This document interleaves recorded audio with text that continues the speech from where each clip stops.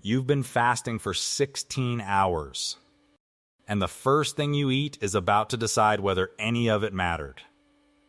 Not most of it, all of it.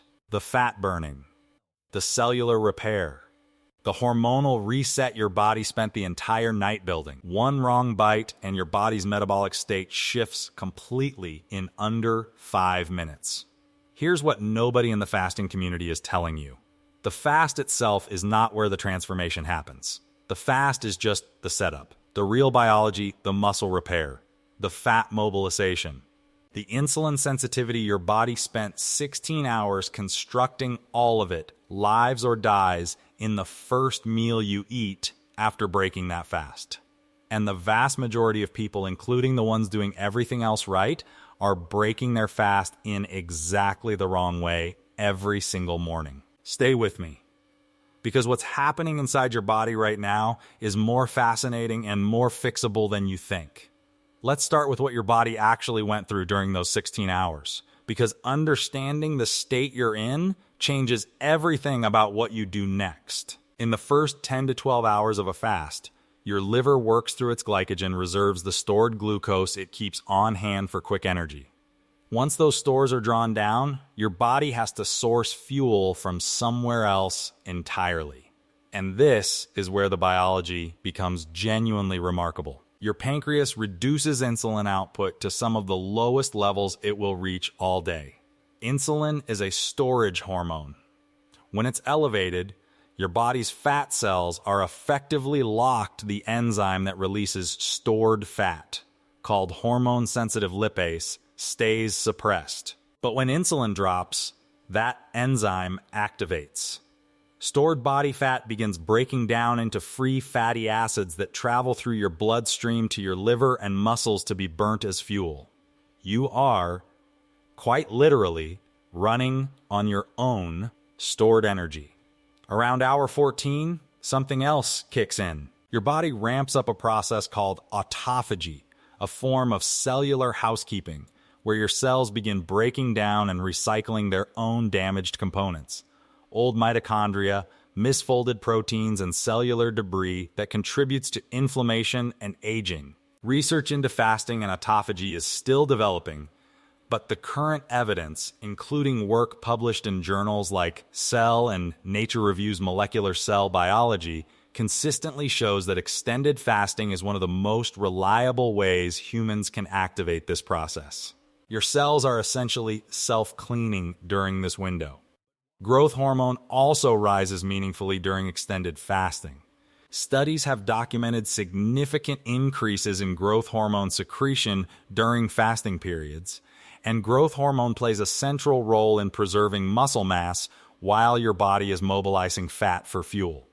This is part of why well-structured fasting done correctly doesn't have to mean muscle loss. So by hour 16, you have arrived somewhere genuinely extraordinary. Fat mobilization is running, autophagy is active, inflammation markers have dropped, insulin is low, and your tissues, your muscle cells, your liver cells, your fat cells are in a state of profound hormonal sensitivity. They are waiting, primed, more responsive to the signals your next meal will send than they will be at any other point in the next 24 hours. This is the state most people throw away in the first 5 minutes of breakfast. Here is the mechanism that makes the first meal so disproportionately important. When you've been fasting for 16 hours, your body's insulin sensitivity is at a daily peak. Insulin sensitivity means your cells respond to insulin more strongly than usual. Normally, that sounds like a good thing, and in many contexts, it is. But at this specific moment, it creates a double-edged situation that most people don't understand. When you're highly insulin sensitive, even a modest amount of fast-digesting carbohydrates, the kind in a banana, a glass of orange juice, a piece of toast, or a bowl of oatmeal produces an insulin response that is larger than it would be at any other meal of the day. Your pancreas isn't reading your calendar. It doesn't know you've been fasting. It sees glucose arriving in your blood, and it responds to how sensitive your receptors currently are. The result is a significant insulin spike that you wouldn't get from those same foods at lunch or dinner. And here is where the problem compounds. When insulin spikes sharply in any context, not just after fasting, it does two things simultaneously. It drives nutrients into your muscle cells, yes, but it also activates fat storage pathways and suppresses the fat-burning enzymes that have been running for the last 16 hours. High insulin is the biological signal that tells your body to store, not burn. And when you produce that spike immediately after breaking a fast, you are essentially pressing a hard stop on the metabolic state you spent all night building. The fat mobilization slows. The glucagon-insulin balance tips sharply toward storage. And the extraordinary insulin sensitivity you developed over 16 hours, the state that could have been used to drive amino acids efficiently into muscle tissue, gets spent on processing a surge of glucose instead. This is the central paradox of intermittent fasting that nobody talks about. You can do 16 hours of everything right, and then in the first few minutes of eating, substantially disrupt the metabolic work your body just completed. Not through laziness, not through ignorance, simply by eating foods that are considered healthy in almost every other context, but arrive at exactly the wrong moment. The same oatmeal that is a reasonable breakfast at noon is a genuinely poor choice as your fast-breaking meal. The same banana that makes a perfectly fine afternoon snack sends a very different hormonal signal when it's the first food your 16-hour fasted body encounters. The food didn't change. The context changed everything. And this is what the first bite rule corrects. The principle is straightforward. Your first meal after a fast should be protein and fat dominant, with minimal fast digesting carbohydrates. The physiological reasoning behind this is solid, and it operates through several mechanisms at once. Protein produces a meaningful but controlled insulin response. When you eat 30 to 40 grams of high-quality protein after a fast, the amount research from the International Society of Sports Nutrition associates with maximizing muscle protein synthesis, your body releases enough insulin to begin shuttling amino acids into muscle cells for repair and rebuilding. But not enough insulin to trigger aggressive fat storage or shut down the fat-burning processes still running from your fast. You get the anabolic benefit without the metabolic disruption. The specific amino acid that acts as the key trigger for muscle protein synthesis is called leucine. Think of leucine as the signal that tells your muscle cells the building materials have arrived and it's time to start construction. You need roughly 2.5 grams of leucine per meal to fully activate that pathway. 3 whole eggs give you approximately 1.8 grams. Add 2 ounces of smoked salmon, and you comfortably clear that threshold while hitting 35 grams of total protein in a highly bioavailable form. Dietary fat, meanwhile, produces almost no insulin response on its own. Eggs, avocado, olive oil. Fatty fish, these foods move through your system without triggering the storage cascade. But they do something equally important.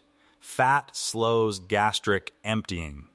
When fat is present in your stomach, it triggers the release of a hormone called cholecystokinin, which signals fullness to your brain and slows the rate at which everything in your stomach moves into your small intestine.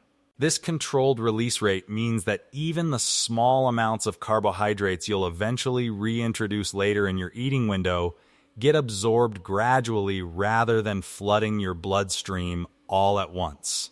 There is a second hormonal mechanism here that most people miss entirely. Protein stimulates the release of glucagon-insulin's counterpart hormone.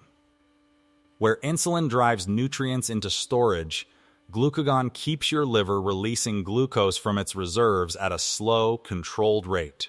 When your first meal is protein and fat dominant, glucagon stays relatively elevated while insulin stays moderate. The result is the clean level energy that regular fasters describe no spike, no crash, just a steady, even fuel supply that lasts 3 to 4 hours without requiring another meal. You've probably felt the difference without knowing the mechanism behind it. The mornings when you break your fast with eggs and avocado versus the mornings you break it with cereal or fruit. One leaves you genuinely energized and satiated for hours. The other has you reaching for more food or another coffee inside 90 minutes. That's not willpower. That's glucagon versus insulin. That's controlled gastric emptying versus a glucose surge. Your body is giving you accurate feedback every single morning. The first bite rule is simply learning to read it. Now let's talk about ghrelin, the hormone that governs hunger, because this is where the first bite rule pays dividends far beyond just the first meal. Ghrelin is your hunger signal. It peaks right before you eat and drops sharply after eating. Research published in the American Journal of Clinical Nutrition and similar sources has consistently shown that high-protein meals suppress ghrelin more effectively and for longer durations than high-carbohydrate meals. The practical implication is significant. A protein-forward, fast-breaking meal keeps you genuinely full for hours longer than a carbohydrate-dominant one. When you break a fast with sugar or refined carbohydrates, ghrelin rebounds relatively quickly, often within 60 to 90 minutes, leaving you hungry again before the meal has fully digested. This is the physiological explanation for why people who eat clean but break their fasts with fruit bowls, smoothies, or sweetened yogurt report near constant hunger throughout the day. The hunger isn't a character flaw. It isn't lack of discipline. It is a predictable hormonal response to the wrong first signal. Fix the first bite, and the hunger patterns downstream change with it. Let's get concrete, because knowing what to avoid is only useful if you know exactly what to eat instead. Here are the most common fast-breaking foods people consider healthy, but that consistently disrupt the metabolic state you've built overnight. Fruit juice of any kind. A medium glass of orange juice contains around 21 grams of sugar, predominantly fructose and sucrose. Fructose is metabolized almost exclusively in the liver, and at higher concentrations it can contribute to a process called de novo lipogenesis, where your liver synthesizes new fat from sugar.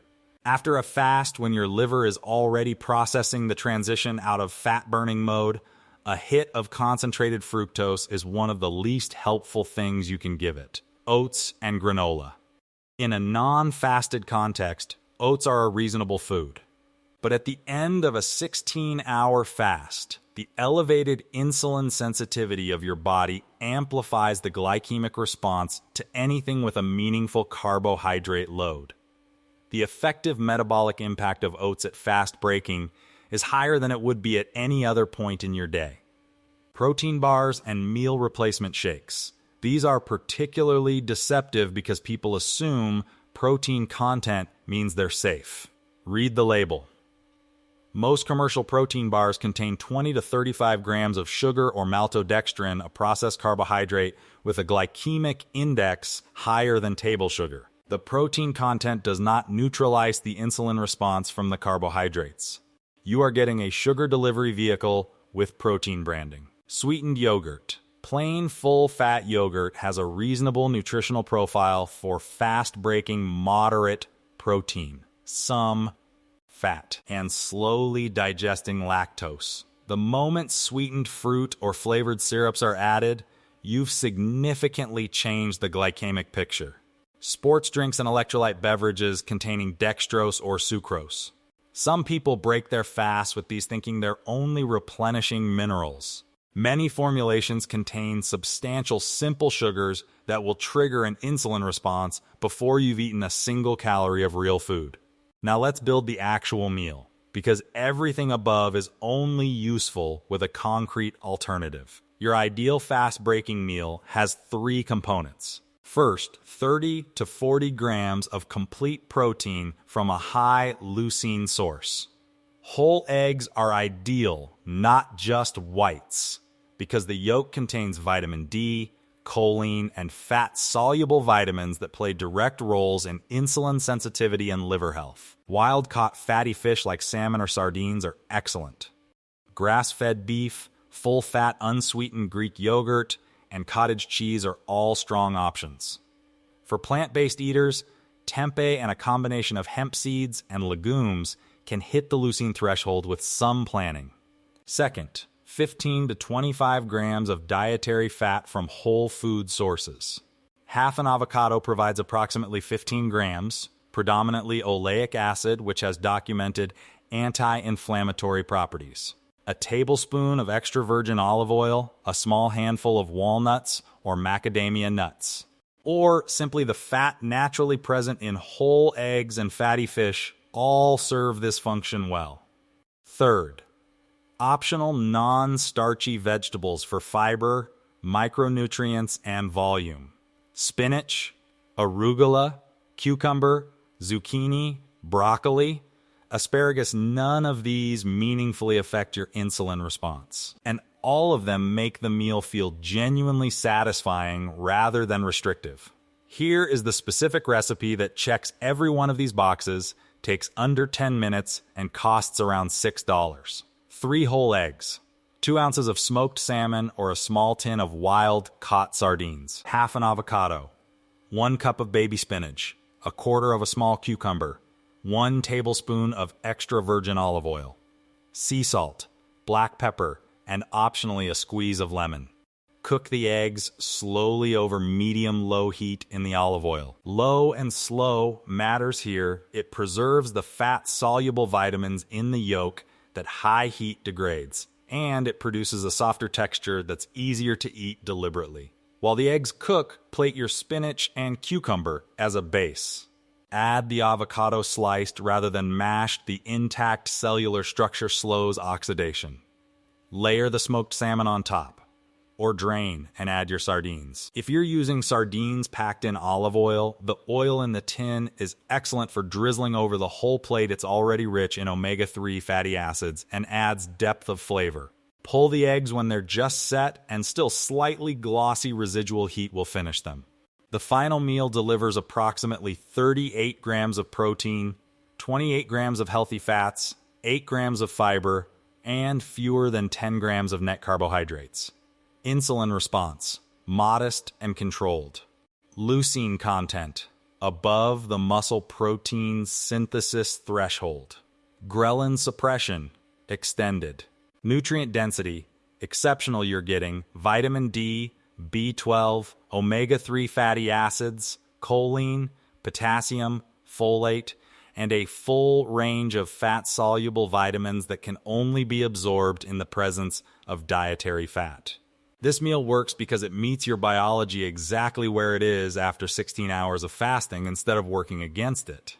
But here is the piece almost nobody addresses. It's not just what you eat, it's how fast you eat it. After a long fast, there is a powerful physiological pull toward eating quickly. Ghrelin is at its peak. Your hypothalamus is sending strong hunger signals. Food, after 16 hours, tastes extraordinary. One of the most consistent reports from people practicing intermittent fasting is how intensely flavors register after an extended fast. That heightened sensory experience combined with genuine hunger creates a near perfect set of conditions for eating far too fast. The problem is that the gut hormones responsible for communicating satiety to your brain peptide Y and GLP-1 take approximately 15 to 20 minutes to register in your hypothalamus. If you finish your entire meal in 5 minutes, you've consumed everything before your brain knows you've started. In a fasted state, this timing gap is amplified. The practical solution is simple and requires no special tools. Eat your fast-breaking meal over at least 15 minutes. Set your utensil down between bites. Chew thoroughly. This is not mysticism. Mechanical breakdown of food in the mouth activates salivary enzymes, improves the bioavailability of fat-soluble nutrients, and gives your satiety hormones the time they need to do their job. 15 minutes of deliberate eating is one of the most accessible performance upgrades available to anyone practicing fasting, and it costs nothing. 3 additional mistakes derail even people who understand everything above. The first is treating the fast-breaking meal as compensation. After 16 hours without food, there is a psychological pull to eat more than usual. The brain frames the fasting period as a deficit to correct. But overloading even a well-composed, fast-breaking meal creates its own costs. Your liver, already managing the transition out of gluconeogenesis, now has to process a large influx of fat. Your pancreas has to produce a significant volume of digestive enzymes. Digestion itself becomes the body's priority, and that diverts resources from the metabolic repair processes still running from your fast. A 400 to 600 calorie fast-breaking meal is sufficient for most adults, enough to deliver the building blocks your body needs without overwhelming any system. The second mistake is adding carbohydrates partway through the first meal.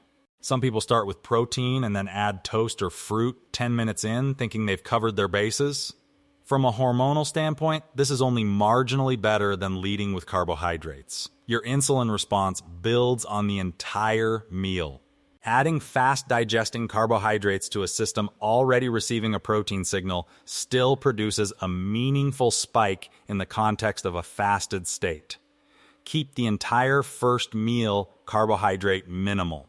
Your second meal of the day can reintroduce rice, fruit, or whatever else you normally eat by that point. Your metabolic baseline has normalized and the context is completely different. The third mistake is breaking the fast within 30 minutes of waking. Cortisol, your alertness and stress hormone, peaks naturally in the first 30 to 60 minutes after waking. A documented phenomenon called the cortisol awakening response. Cortisol raises blood glucose slightly as part of the natural process of bringing you to full alertness. Breaking your fast during this window means your baseline glucose is already elevated when your meal arrives, which amplifies the insulin response to whatever you eat.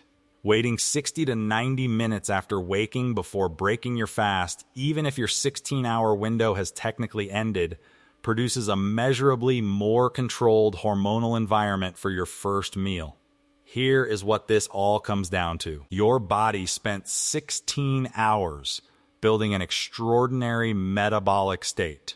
Fat mobilized, cellular repair running, insulin sensitivity at its daily peak. Every one of those hours was working towards something.